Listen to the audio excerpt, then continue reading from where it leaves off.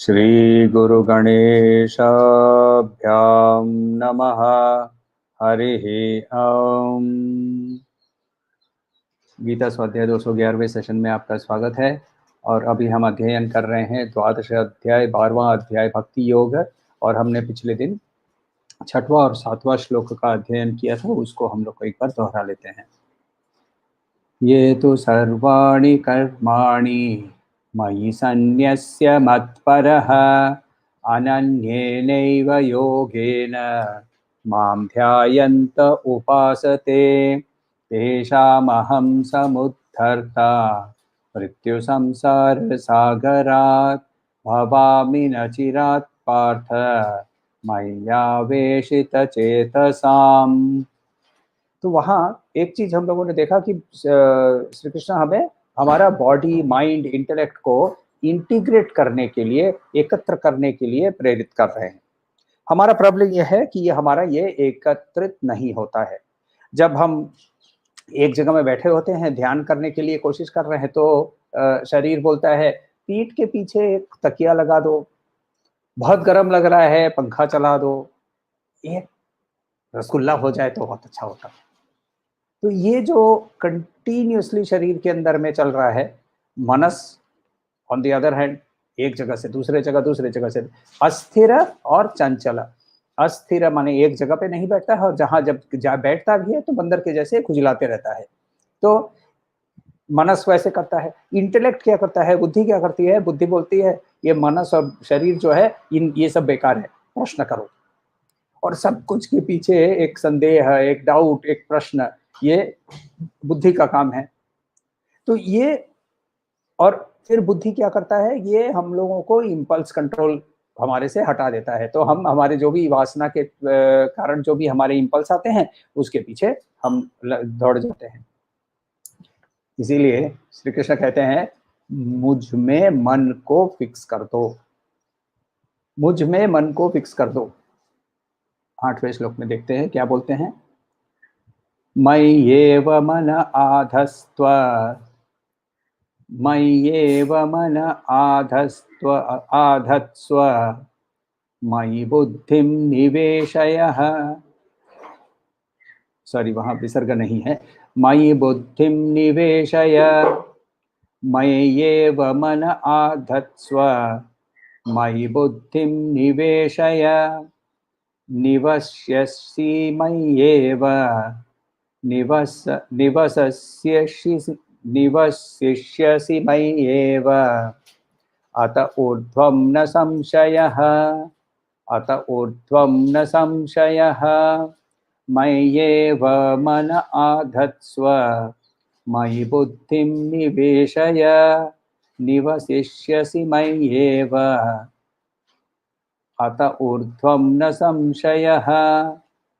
मयि, मुझ पे, एव अकेले, एक ही, एकमात्र, मन, आधत्स्व फिक्स करना, जोड़ना, प्लेस करना, बैठाना, मयि मुझ पे, बुद्धिम यानी हमारी इंटेलेक्ट, निवेशय, निवेश का मतलब इन्वेस्ट करना, तो यहाँ हम उसको सरेंडर बोल सकते हैं, उसके अंदर में पूरा इन्वेस्ट हो जाना।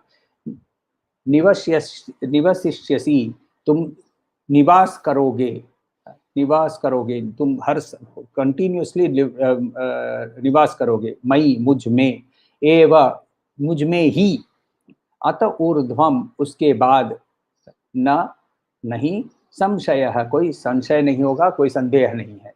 यानी यहाँ कह रहे हैं कि तुम्हारा मन मुझ में फिक्स कर लो, तुम्हारा मन मुझ में बैठा दो, तुम्हारी बुद्धि को मुझ में इन्वेस्ट कर दो, सरेंडर कर दो, उसके बाद तुम मुझ में ही जियोगे, इसका कोई संशय नहीं है। हम सब कोई ना यूनिक है, ये तो ऑब्वियस है, हम सब कोई यूनिक है, क्योंकि हमारे हर एक के टैलेंट्स जो हैं, हर एक की स्किल्स जो हैं, हर एक की जो जन्म है, हर एक की जो अवस्थाएं हैं, हर एक पूरी पूरी यूनिक है।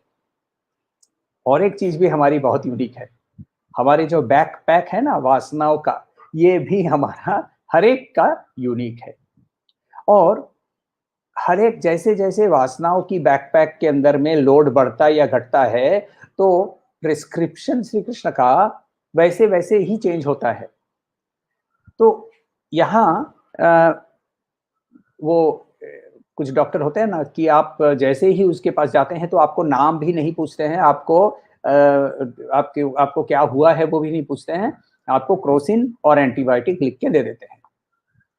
श्री कृष्ण वैसा डॉक्टर नहीं है। श्री कृष्ण हमें बहुत स्पेसिफिकली हमारे वासनाओं के लोड के बेसिस पे प्रिस्क्रिप्शन दे रहे हैं। तो यहाँ ये वाला श्लोक जो है, ये है जिसका वासनाओं का लोड बहुत कम है। वासना है, अभी भी है, इसीलिए तो जन्म हुआ है, मगर लोड जो है, लोड का मतलब क्या, यहाँ वासना जो है ना, वो मनस और बुद्धि के ऊपर प्रेशर डालते हैं। मनस और बुद्धि के ऊपर जब प्रेशर डालते हैं तो उसके कारण हमारे वो मनस और बुद्धि मिलकर शरीर को कर्म करने के लिए प्रेरित करते हैं वासनाओं के डायरेक्शन में। और वो वासना के डायरेक्शन में जैसे ही हम प्रेरित होते हैं, रसगुल्ला खा लेते हैं, तो वापस रसगुल्ला की जो इंप्रेशन है वो और भी डीपर होती जाती है। तो इसीलिए यहाँ श्री कृष्ण कह रहे हैं कि जिसके वासना का लोड थोड़ा सा कम है, मुझ में मन को स्थापित करो। अब यहाँ एक प्रॉब्लम है, मन तो ना तो कोई वस्तु है, और श्री कृष्ण कोई जगह नहीं है जिसके अंदर में मैं उसको जाकर बैठा दूं। मैं यहाँ हूं तो वहां नहीं हूं, यहां से वहां जा सकता हूं, मगर मेरा मन जो है वो है कहाँ, उसको मैं उठाऊंगा कैसे, उसको लेकर जाऊंगा कैसे, उसको वहां फिक्स करूंगा कैसे।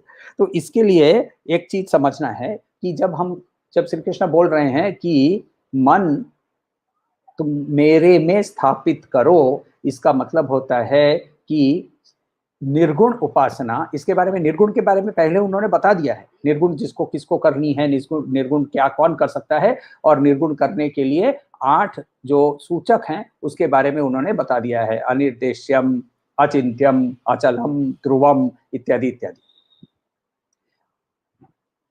जिसको निर्गुण नहीं हो सकता है, जिससे 90% लोगों के लिए मान लीजिए, तो वो सगुण से शुरू करेंगे। यानी सगुण में मनस के अंदर में उनकी छवि हमारे मन में बसनी चाहिए। ये है मन को मेरे में स्थापित करो। यानी अच्छा, तो कौन सी छवि, श्री कृष्ण की पीतांबर वाली, कि श्री कृष्ण की वो विराट रूप वाली, या उस अष्टभुजा शेर पे चढ़े हुई देवी की, या वो जटाधारी त्रिशूलधारी शंकर भगवान की, या गणेश जी की, या हनुमान। हम सनातन धर्म में आपको फुल फ्लेजेड एक बुफे आपके सामने है, जो खाना है खा लीजिए। जिस पर मन आकर्षित होता है उसी को आपको, हम लोग उसको इष्ट देव कहते हैं, उसको मन में परमानेंटली स्थापित कर दो। ये कौन कर सकता है? जिसके वासना की लोड कम है। तो वहां वो श्री कृष्ण कह रहे हैं कि मन जो है, मय्य एव मन आधत्स्व, आधत्स्व, फिक्स कर दो, बैठा दो, स्थापित कर दो। तो वहां ये बोल रहे हैं कि जो, और ये जो जो रूप है, जो स्वरूप है जिस पर हमारी हम आकर्षित होते हैं, ये हमारे कल्चर या ट्रेडिशन से ही हमारे पास आता है। यदि मैं क्रिश्चियन होता तो मुझे गणेश जी नहीं अट्रैक्ट करते, मुझे शायद जीसस क्राइस्ट अट्रैक्ट करते। तो वैसे ही हर एक जो भी व्यक्ति है उसके कल्चर और ट्रेडिशन के माध्यम से वो एक पर्टिकुलर रूप के प्रति अट्रैक्टेड होता है। और जिस जैसे ही वो रूप है, क्योंकि सारे रूप ही मेरे अंदर हैं, ये तो पहले हम लोगों को विश्व रूप के अंदर में बता दिया था कि सारे रूप भी मेरे अंदर ही है, और यानी तुम कोई भी रूप चुन लो, मगर चुनने के बाद उस पर मन तुम्हारा परमानेंटली वहां उन पर स्थापित कर दो। तो मनस जो है, ये मन की जो नेचर है ना, वो मन की नेचर है संकल्प विकल्प, संकल्प विकल्प हर एक चीज का। जैसे ही संकल्प करते हैं तो वैसे ही विकल्प भी साथ साथ आ जाता है। तो इसीलिए जब हम, संकल्प का मतलब होता है पॉजिटिव असर्शन, मैं करूंगा, मैं ऐसी पूजा करूंगा, वो संकल्प करते हैं ना, ममोपात धूरित क्षय द्वारा इत्यादि इत्यादि, अहम गणपति पूजाम करिष्ये, या अहम सत्यनारायण पूजाम करिष्ये इत्यादि। तो ये जो संकल्प लेते हैं, इसका मतलब होता है एक पॉजिटिव असर्शन। पॉजिटिव असर्शन करने से क्या होता है, हमारी मन के अंदर में वो एक डायरेक्शन मिलता है। तो ये जो डायरेक्शन है संकल्प, ये हमें हमारे श्रद्धा के ऊपर डिपेंडेंट है। संकल्प के बारे में बोलते हैं त्रिविधा संकल्प है। त्रिविधा संकल्प का मतलब होता है देश संकल्प। देश संकल्प का मतलब होता है कि स्पेसिफिक प्लेस। तो तुम एक स्पेसिफिक प्लेस पे जाकर वहां बैठकर मन को मेरे पास रख दो। अब जैसे ही हम एक, हर एक जगह की एक स्पेसिफिक यूज होता है। हम जब जिम्नेशियम में जाते हैं, जिम में जाते हैं, तो हमारे मन में बूफे खाने की, रसगुल्ले की इच्छा नहीं होती है। क्यों? क्योंकि वो जगह जो है वो ओरिएंटेड है कि मेरे माइंड को, मेरे मनस को, मेरे बुद्धि को एक्सरसाइज करने के लिए प्रेरित करेगी। वैसे ही यदि मैं एक घर के अंदर में एक छोटा सा एक जगह, कोना सा एक कोना बना लूं, जिस कोने में मैं उनके अलावा और किसी की उपस्थिति वहां ना मिले, यह है देश संकल्प। फिर है काल संकल्प। काल संकल्प का मतलब ये नहीं कि मैं उनके बारे में सिर्फ उसी समय ही विचार करूंगा, उनके साथ ये नहीं कि मैं उधर बैठूंगा तभी वो मेरे सामने रहेंगे। उनके साथ ये, हम जब यात्रा करते हैं ना, तो शारीरिक रूप से जब यात्रा करते हैं तब भी, और जीवन भी एक यात्रा है, तो जीवन की यात्रा में भी उनको ही कंटिन्यूअसली याद करते रहना है। इसके लिए एक श्लोक भी है, बहुत सुंदर श्लोक है, सुंदर स्तोत्र है। शंभो महादेव देव, शिव शंभो महादेव देवेश शंभो, शंभो महादेव देव, फालावनामृत किरीटम, नेत्रार्चिषा दग्ध पंचेषु कीटम, शूलाहतारातिकूटम, शुद्धमर्धेन्दुचूडम भजे मार्गबंधुम, शंभो महादेव देव। तो ये उनके रूप का डिस्क्रिप्शन गाते गाते पूरी यात्रा निकल जाती है। अंगे विराजत भुजंगम, तो डिस्क्रिप्शन करते रहते हैं, और डिस्क्राइब करते समय मन के अंदर में वही डिस्क्रिप्शन चलते रहता है, तो मनस उनके ऊपर बैठ जाता है। काल संकल्प, हर समय, हर समय, सततम वर्ड 4-5 बार श्री कृष्ण ने यूज किया है। तो सततम का मतलब होता है कंटिन्यूअस, हर समय।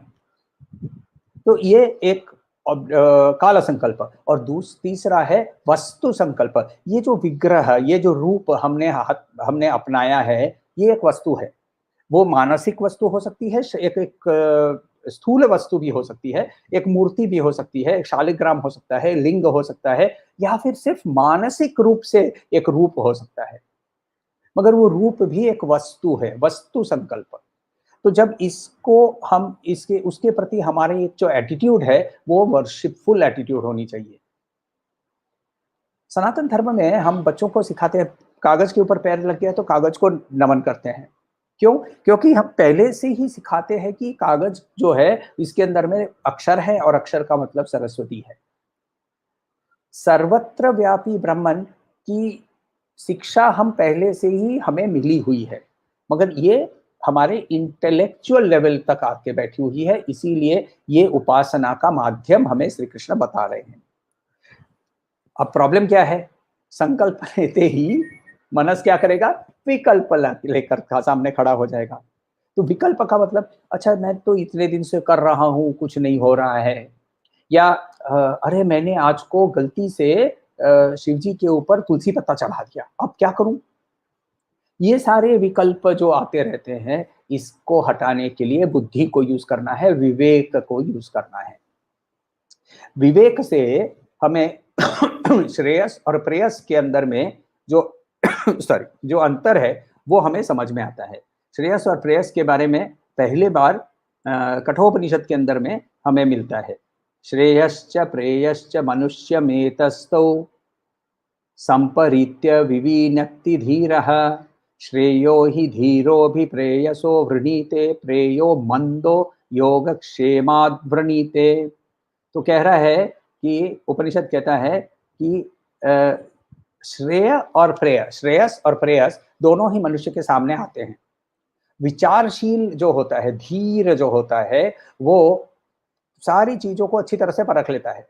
परखने के बाद विवेक के कारण ज्ञानी पुरुष, धीर पुरुष श्रेयस को चुनता है, ना कि प्रेयस को। सो प्रेयस की अपेक्षा वो श्रेयस को चुनता है।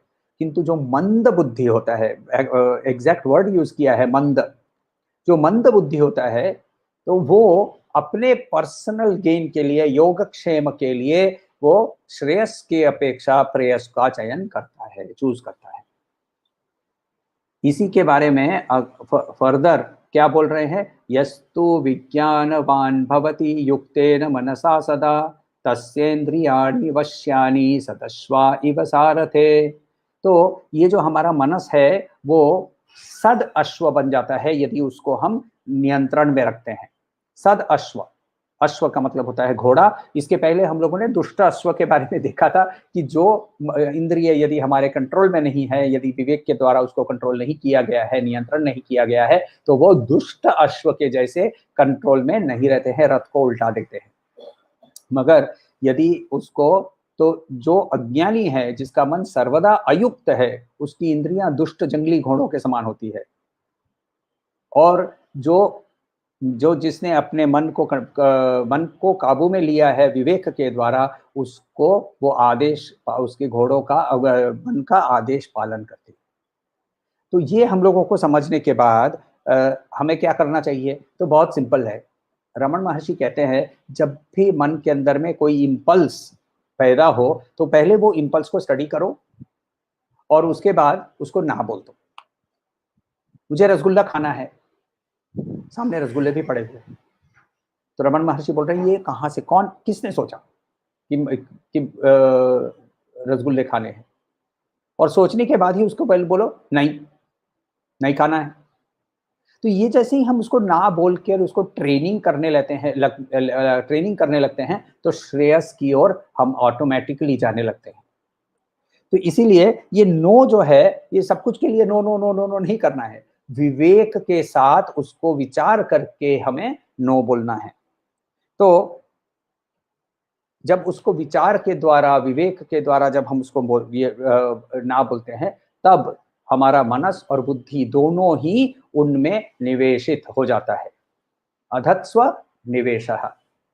तो ये इसीलिए श्लोक के अंदर में श्री कृष्ण क्या बोल रहे हैं? मय्ये एव मन आधत्स्व मयि बुद्धिम निवेशयः निवसिष्यसि मय्येव अत ऊर्ध्वम न संशयः।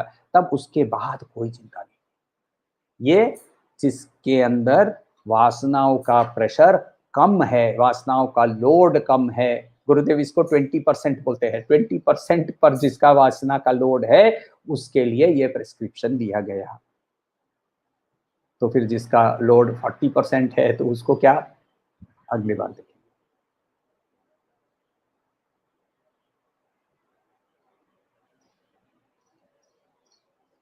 कोई सवाल हो तो पूछ लीजिएगा। ओम शांति शांति शांति। हरि ओम। श्री गुरुभ्यो नमः। हरि ओम।